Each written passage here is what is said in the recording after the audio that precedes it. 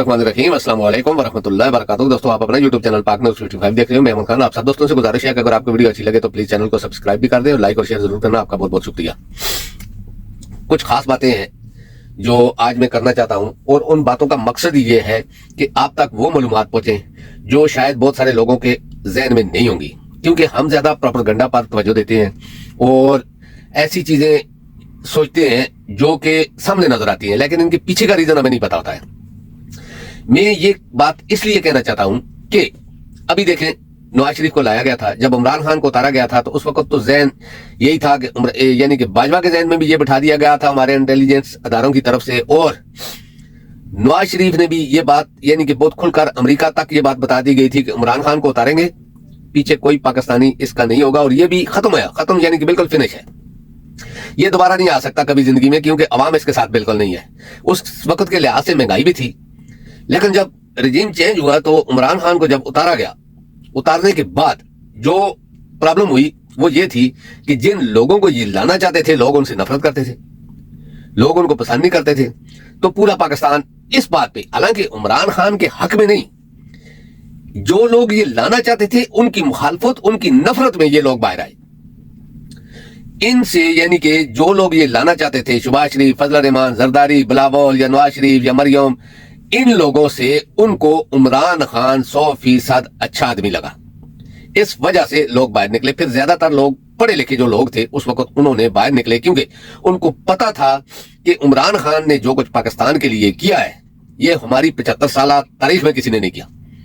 क्योंकि देखें, हमारे यहाँ ये देखा जाता है कि घर का नल खराब है, काउंसलर को बुलाइए, ये काउंसलर और जो चेयरमैन या मेंबर गांव के, उनके काम जो है हम एमपीए और एमएनए तक देखते हैं। बिजली का करंट नहीं आया भाई, बिजली का कनेक्शन दे दो, ये चीजें, और मोटरवे वगैरह या इस तरह की चीजें हम देखते हैं। जो चीजें खास करके देखें, अगर आप अपना फ्यूचर देखते हैं ना, तो आपको इन चीजों में ज्यादा तवज्जो न देकर आप वो प्रोजेक्ट देखें जिन प्रोजेक्टों में खास करके यानी कि पाकिस्तान का और आपका मुस्तकबिल और आपके आने वाले बच्चों का मुस्तकबिल हो, ये चीजें आप देखें। क्यों मैं इसलिए कह रहा हूं, मोटरवे, नवाज शरीफ को ज्यादा इन चीजों पर क्यों दिलचस्पी थी? नवाज शरीफ मोटरवे या इस तरह के जो बिजली के महंगे मंसूबे या इस तरह की चीजें क्यों करता था? वो हर अपनी बात में कहते हैं कि हमने लोड शेडिंग खत्म की है, लेकिन ये नहीं बताते लोगों को कि लोड शेडिंग तो खत्म हुई है, लेकिन इसमें पाकिस्तान का कितना पैसा बर्बाद हुआ है, ये चीजें बिल्कुल नहीं बताते। और जो मोटरवे इन्होंने बनाए हैं, मैं मानता हूं बनाया नवाज शरीफ ने मोटरवे, लेकिन उन मोटरवे के पीछे जो कमीशन खाया गया है उसका किसी को नहीं बताते।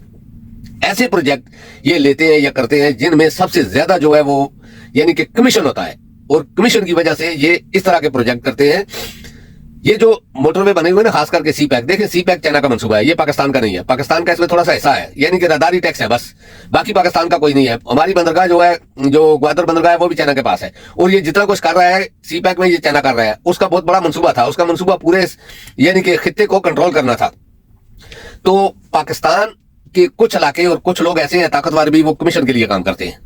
सी पैक में भी बहुत सी जगह पर कमीशन लिया गया है, और जो मोटरवे बनाए गए हैं उन मोटरवे में भी बहुत सारा कमीशन खाया गया। आप इस चीज का अंदाजा इस बात से करें कि मुराद सईद की वजारत में और नून लीग या पिछली जो गवर्नमेंट है जिन्होंने रोड बनाया या इस तरह की चीजें की है, उनकी वजारतों में ये कितना कमीशन खाया गया है या कितना फर्क है, आपको पता चल जाएगा कि कितना बड़ा फर्क है।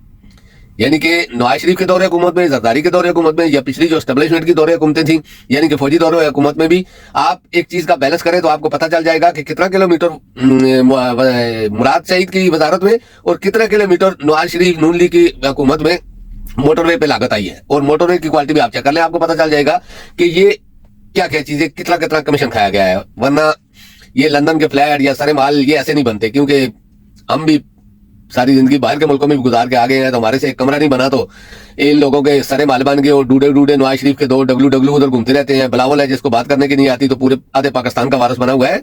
ये चीजें इस तरह आती हैं, यानी कि अगर आप हलाल का कमाएंगे तो बहुत कम लोगों को इस तरह प्रॉफिट मिलता है, यानी कि 100 में से 1 या 2% को। बाकी देख लें आप, पाकिस्तान में हर आदमी मेरी इस बात से एग्री करेगा कि 12-12 घंटे 13-13 घंटे ड्यूटी करके भी हम लोग अपने खानदान का पेट नहीं पाल सकते।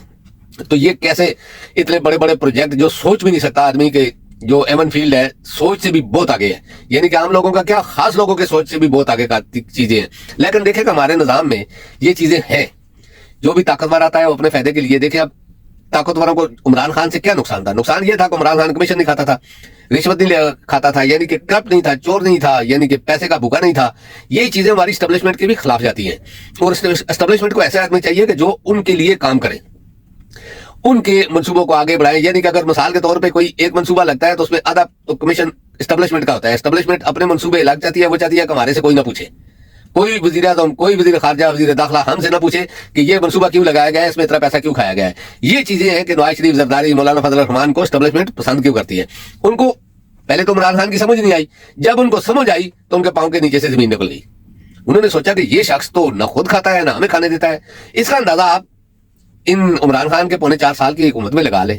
کسی ایک آدمی کے خلاف بھی کوئی کرپشن کا ایسا ثابت شدہ کیس نکلا ہے؟ ایسا کوئی دیکھیں. ابھی تو عمران خان کے خلاف اسٹیبلشمنٹ یعنی کہ 100% خلاف ہے، اور خاص کر کے ہماری ملٹری اسٹیبلشمنٹ. وجہ یہی ہے کہ جو میں نے ابھی بیان کی ہے، تو کتنے کیس نکل آتے پروف شدہ، لیکن جھوٹے کیس بنائے جا رہے ہیں جو ایک جگہ سے دوسری جگہ اڑ رہے ہیں. کسی ایک وزیر کے خلاف بھی کوئی کیس ایسا نہیں نکلا کہ جس سے ہمیں پتا چلے کہ عمران خان کا یہ وزیر کرپٹ تھا، اس نے چوری کی تھی، اس کو سزا ہوئی. یہ چیزیں تو یہی چیزیں تھیں جو ہماری اسٹیبلشمنٹ اور نون لیگ اور فضل الرحمان اور زرداری جیسے سیاستدانوں کے آڑے آ رہی تھی. اب میں بات کرتا ہوں کہ یہ پروپیگنڈا کیسا ہے.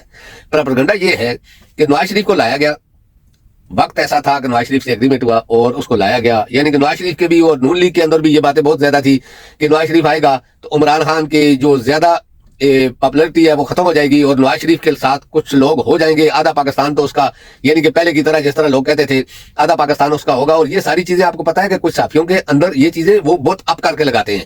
یہ چیزیں ان کو راستے سے بھٹکا رہی ہیں، ہماری اسٹیبلشمنٹ کو بھی اور جو طاقتور لوگ ہیں ان کو بھی. کہ ابھی دیکھیں آپ، ابھی کی میں بات کرتا ہوں. نواز شریف آیا، پہلا جلسہ کیا، آدھے سے زیادہ پولیس والے، اسکول ٹیچرز، گورنمنٹ کے ملازم لوگ جلسے میں گئے. نواز شریف بدل ہو گیا کیونکہ جلسہ کامیاب نہیں ہوا. اتنے آدمی تو عمران خان کہیں اترتا ہے کھڑے ہونے کے لیے تو جمع ہو جاتے ہیں. تو نواز شریف کو پتہ چل گیا کہ عوام کا کیا موڈ ہے. پھر نواز شریف نے بہت عرصے بعد جا کے دوسرا جلسہ کیا، تو دوسرے جلسے میں بھی تقریر کتنی تھی؟ صرف 5 منٹ کی تقریر تھی، اور وہ تقریر کر کے نکل گیا. لیکن دوسرے جو 2 جلسے ہیں وہ انہوں نے کینسل کر دیے. وجہ عوام، کیونکہ اسٹیبلشمنٹ تو پوری ہے ان کے ساتھ، نگران حکومتیں ہیں، سارا کچھ ہے، ہر قسم کی ان کو طاقت ہے. یعنی کہ پورا جتنی ان کے ساتھ سکیورٹی جاتی ہے اتنے جلسے میں لوگ نہیں آتے، سب کچھ ہے، لیکن ناکام ہو چکے ہیں. ان کو پتہ ہے کہ ہم عوام کے ذریعے نہیں آ سکتے. آپ دیکھیں کہ انہوں نے جو 2 تاریخ کا دعویٰ کرتا ہے اس کے پاس امیدوار نہیں ہے کھڑے کرنے کے لیے. 212 ٹوٹل انہوں نے امیدوار کھڑے کیے ہیں 266 سیٹوں پر. آپ سوچیں کہ ان کو مین حلقوں میں بھی امیدوار نہیں ملے، کیونکہ لوگوں کے اندر اتنا خوف ہے کہ تحریک انصاف سے بلہ بھی لے لیا، عمران خان جیل میں بھی ہے، ان کے لوگوں کو پکڑا ہوا بھی ہے، پکڑ دکڑ ابھی بھی چالو ہے، آزاد ہو گئے ہیں سارے لوگ، پھر بھی ڈر رہے ہیں. اب یہی پروپیگنڈا احمد میر جیسے صحافی، میں احمد میر کے پہلے بہت مخالفت کرتا تھا لیکن کبھی کبھی وہ سچ بھی بول جاتا ہے، لیکن یہ جو بات وہ کر رہا ہے کہ تحریک انصاف کے لوگوں کو بہت بڑا پیسہ دے کر جیتی ہوئی سیٹیں جو ہے دوسری سائڈ میں کروائی جائیں گی، اور اس کے لیے زرداری پیپل پارٹی، یعنی کہ آپ کو پتا ہے احمد میر پیپل پارٹی کے لیے کام کرتا ہے. تو اس طرح کے صحافی آپ پھر میدان میں آئے ہیں. لیکن میں لوگوں سے گزارش کرتا ہوں، درخواست کرتا ہوں کہ پلیز ایسے پروپیگنڈے میں مت جانا. اگر آپ اپنے حلقے کے جو لوگ بھی ہیں ان میں سے ایک ہی آدمی ہوگا نا تحریک انصاف کا جو پارٹی کے ٹکٹ پر ہوگا، ابھی کاغذات تو بہت سے لوگوں نے جمع کروائے ہیں، لیکن ان میں ایک آدمی ہوگا جو اوریجنل ہوگا، آپ چھان بین کر کے اس آدمی کی سپورٹ کریں، اس کو ووٹ دیں. یہی آخری حل ہے پاکستان کو بچانے کا. دیکھیں عمران خان کی میں بات نہیں کرتا ہوں، عمران خان ابھی بھی ڈٹا ہوا ہے. آپ پاکستان بچائیں گے تو عمران خان خود بہت بچ جائے گا.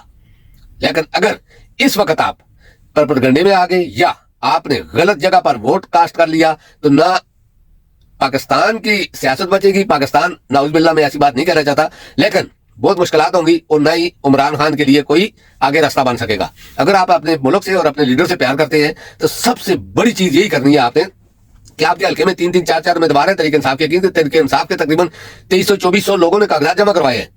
تو چاہیے ان کو تو ٹوٹل 800-850 آدمی چاہیے پورے پاکستان سے.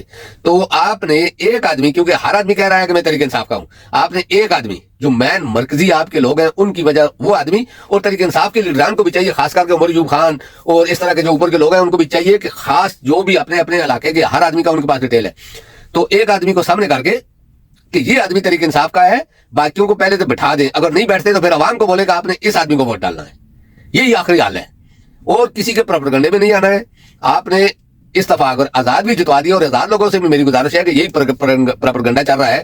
احمد میر کی آپ انٹرویو سن لیں، یعنی کہ اس کا پروگرام سن لیں، اس میں یہی کہا جا رہا ہے کہ تحریک انصاف کے لوگ جیت کر، ابھی بھی کچھ لوگوں کو بہت بڑی آفریں ہو چکی ہیں، وہ انہوں نے ایگریمنٹ کر لی ہے. اگر ایسا ہوا تو آپ یقین کرو کہ آپ اپنے ایریا کی سیاست بھول جاؤ. حکومت تھی تو تب لوگوں نے ان لوگوں کو قبول نہیں کیا جن کے پاس طاقت تھی، راجہ ریاض جیسے یا اس طرح کے لوگ. اس وقت تحریک انصاف کے لوگوں کے ساتھ جو ظلم ہوا ہے یا جو جبر ہوا ہے نا، اس وقت اگر آپ نے غداری کی تو آپ زندگی کے لیے بس یہی جو آخری آپ کی امید ہے یہی ہوگی. اس کے بعد آپ سوچ بھی نہیں سکتے اور نہ ہی آپ کے خاندان کا کوئی آدمی سوچ سکتا ہے. تو دوستو اب تک کے لیے اتنا ہی. انشاءاللہ نیکسٹ ویلوگ میں آپ سے ملاقات کروں گا. اللہ پاک آپ سب کو اپنی زمان میں رکھے. اللہ حافظ.